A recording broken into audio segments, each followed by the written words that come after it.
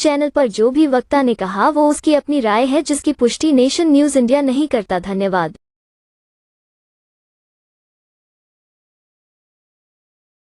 जयंती की हार्दिक शुभकामनाएं।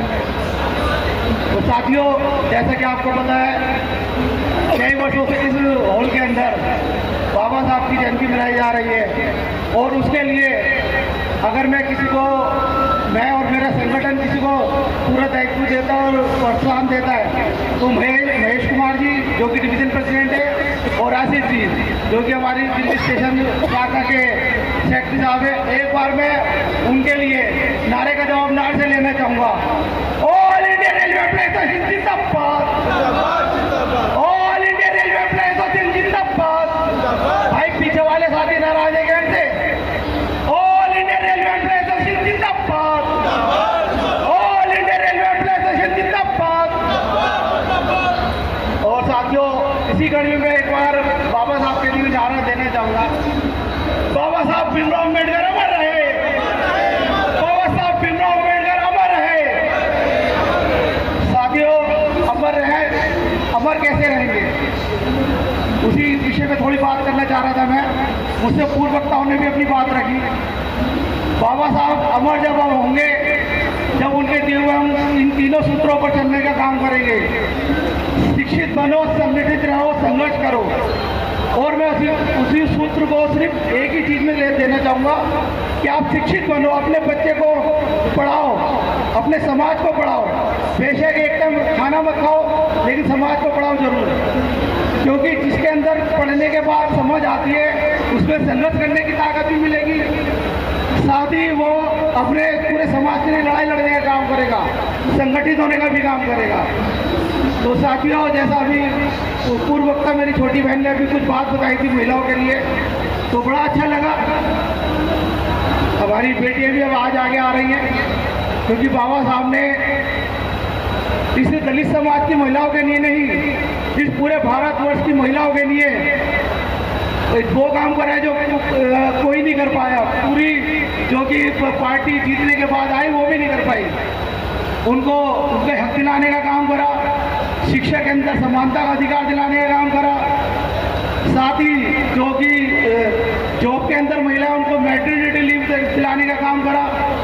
और अभी मेरे भाई महेश जी एक बड़ी अच्छी बात कह रहे थे कि यूपीएससी और पास करके हमारे साथी IAS बने, लेकिन मैं आप लोगों को एक चीज़ और बताना चाहूँगा कि आज उस कैडर के अंदर भी बैकडोर एंट्री करने का काम कर रही है भारत सरकार, क्योंकि भारत सरकार का जो मतलब उनकी इच्छा है वो ये है कि आप लोग ऊपर ना उठें, क्योंकि हमारे बच्चे आज मेहनत कर रहे हैं, शिक्षित हो रहे हैं, आगे जाने का काम कर रहे हैं। आज यूपीएससी में उनके मुकाबले कोई है नहीं, लेकिन वो अगर टॉप करके प्रीलिम्स में और मेंस में टॉप कर लेते हैं, उनको इंटरव्यू के अंदर जो है वापस करने का काम करा जाता है। तो साथियों, मैं ज़्यादा कुछ ना कहते हुए मैं यही कहना चाहूँगा कि आप लोगों को जागने का टाइम है और इन्हीं प्रोग्रामों के जरिए आप लोग एक दूसरे से मिले और आगे बढ़ने का काम करें। और मैं बाबा साहब की भी जीवनी पे एक छोटी सी बात बताना चाहूँगा, क्योंकि बाबा साहब का जन्मदिन है, उनसे जुड़े हुए कुछ तथ्य हैं जो मैं आपको बताना चाहूँगा कि भारत के अंदर जब संविधान सभा बनी, कोई और इतना मौजूदा आदमी नहीं था, उतना पढ़ा लिखा आदमी नहीं था जो कि संविधान को बना देता। बाबा साहब उस संविधान सभा के चेयरमैन बने। साथ ही एक रात जब वो सो रहे थे, एक रात जब वो अपने कमरे में बैठे थे तो रात को मदन मोहन मालवीय जी वहाँ पर गुजरे। चले बाबा साहब आप 3 बजे तक कैसे जाग रहे हैं? चले मैं इसलिए जा रहा हूँ क्योंकि मेरा समाज सोया हुआ है और जिस दिन मेरा समाज जाएगा मैं उस दिन ही सोने का काम करूँगा। तो साथियों, ज़्यादा समय ना लेते हुए मैं सबसे अंत में एक बार बाबा साहब के लिए एक छोटा सा शेर कह लो या कविता कह लो कहना चाहूँगा। ए अंधेरे देख ले मुंह तेरा काला हो गया, ए अंधेरे देख ले मुंह तेरा काला हो गया। अंधेरा वो मनुवादी लोग जिन्होंने इस दबे कुचले समाज को खत्म करने का काम करा, उनके साथ अन्याय करा कि ए अंधेरा देख ले मुंह तेरा काला हो गया। और इस दलित समाज की आंखों में आज उजाला हो गया। ये जो आज समाज बैठा है ये जाग चुका है और बाबा साहब को सच्ची सच्ची श्रद्धांजलि और सच्चा जन्म दिवस इसीलिए है कि आप सब लोग जागे और फिर में बच्चों को पढ़ाएं। तो एक बार मैं पुनः इस टीम की जो है एक बार जो महेश और उनकी टीम पूरी काम करे उन्हें एक बार तालियों से उनका स्वागत करना चाहेंगे। एक बार सभी साथी ताली बजाने का काम करेंगे और एक बार नारे का जवाब अंत में नारे से देंगे। ऑल इंडिया रेलवे एप्लीकेशन जिंदाबाद, ऑल इंडिया रेलवे एप्लीकेशन जिंदाबाद। धन्यवाद साथियों। धन्यवाद जैसल जी। और जन्म दिवस हर वर्ष यहीं पर मनाती है। मंच पर आसीन हमारे स्टेशन डायरेक्टर साहब पांडे सर, दिल्ली भाजपा के SC/ST के अखिल भारतीय सदस्य पूर्व मेयर भाई जत्थेदार अवतार सिंह जी, NRMU के मेरे साथी मेरे भाई जयचंद प्रकाश जी, सम्मानित SC/ST के पदाधिकारीगण, RWA छोटी मोटराई के प्रधान श्री राजकुमार चौहान जी। जब उनको ऑनर दिया गया और जब वो प्रधानमंत्री नरेंद्र मोदी जी से मिले तो उन्होंने एक ही बात कही। ओबामा जी ने प्रधानमंत्री नरेंद्र मोदी जी को यह कहा कि मोदी जी सब कुछ ठीक है, लेकिन आपसे मेरा एक निवेदन है, भारत बहुत बड़ी तरक्की करेगा, भारत विश्व गुरु बनेगा, ये तो सत्य है, लेकिन बनेगा कब? अगर ये देश बाबा साहब के संविधान के हिसाब से चला तो जरूर बनेगा।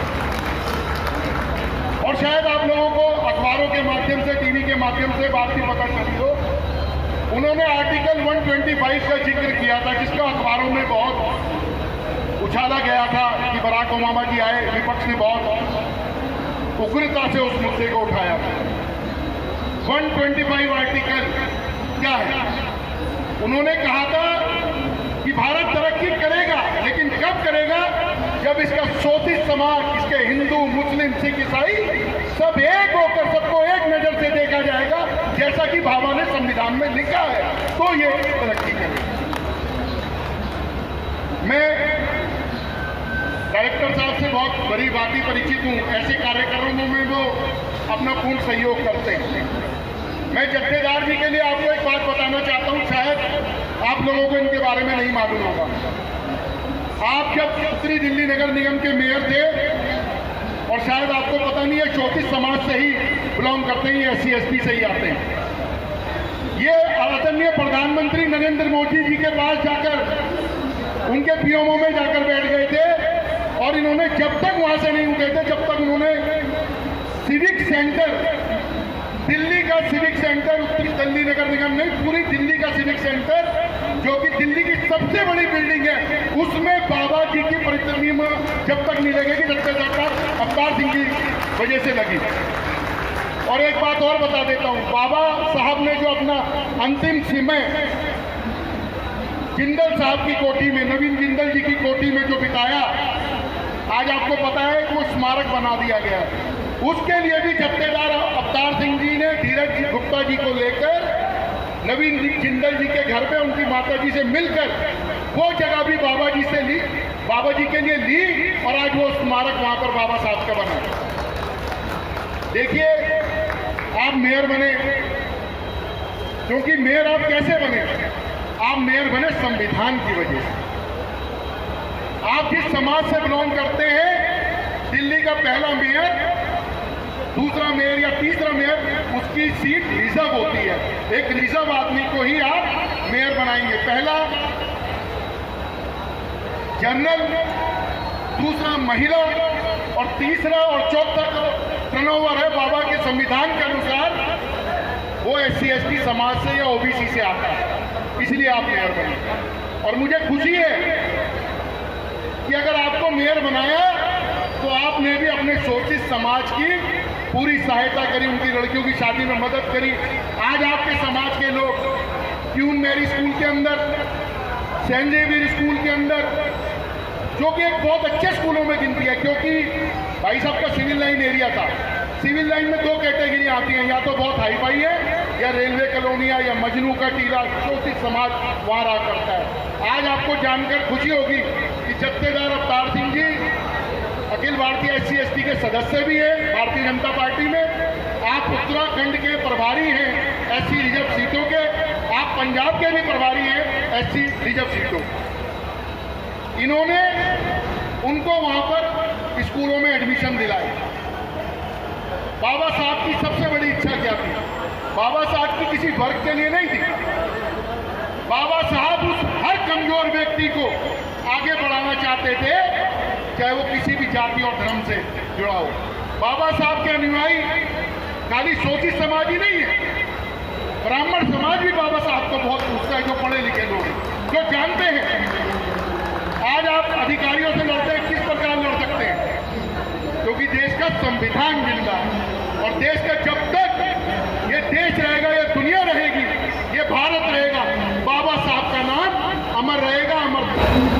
आज उनकी जो हम जन्म जयंती मना रहे हैं, मैं सबसे बड़ी बात वो काफी सुभाष जी और जो मंच में लोग बैठे हुए हैं, मैं आपको बताना चाहता हूँ कि मैं भी दलित समाज से आता हूँ।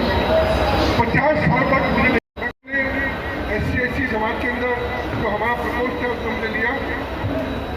मैंने जो सेवाएं दी वहाँ पर मैं दे ही रहा था, मगर जैसे ही मैं उस प्रकोष्ठ में आया, अपने समाज में आया, मुझे उन्होंने दिल्ली के अंदर सबसे बढ़िया सीट जो हमारी सिविल लाइन की है, जहाँ आज़ादी से अब तक कभी BJP जीती नहीं, चुनाव लड़वाया, मैं उन्हें चुनाव जीता। और दिल्ली के अंदर उससे पहले उनसे बाद दलित समाज का आज तक कोई भी मेयर प्रधानमंत्री से भी नहीं लिया। मुझे प्रधानमंत्री जी ने खुद अपने कॉलोनी में बुलाया, अपने घर में बुलाया। लगभग 9 बार प्रधानमंत्री जी से बैठ के मैंने बात की अपने समाज के बारे में, उनके हम कैसे उत्थान कर सकते हैं। और प्रधानमंत्री जी के मन के अंदर एक बहुत बड़ी उनका वो भी चाहते हैं कि हमारा समाज और तरक्की करे। उन्होंने 5 पीलर जो बनाए हैं बाबा साहब के, वो माननीय नरेंद्र मोदी जी ने बनाए हैं। मैं आज बहुत गौरवान्वित महसूस कर रहा हूँ। मैंने शायद सोचा था कि मैं नहीं जाऊँगा, सबसे मुझे बाहर जाना है, मगर मैं अब सोच रहा हूँ कि मैं नहीं आता तो मैं बहुत कुछ सोचा। बाबा साहब के इतने जो मेरे अनुयायी यहाँ बैठे हुए हैं, मैं यही प्रार्थना करता हूँ और आपसे वादा करता हूँ कि कभी भी आप मुझे बाबा साहब अम्बेडकर के कार्यक्रम में या अपने समाज के किसी काम में बुलाएंगे, 24 घंटे 7 दिन तन मन धन से मैं आपके साथ हूँ। जय भीम, जय भीम।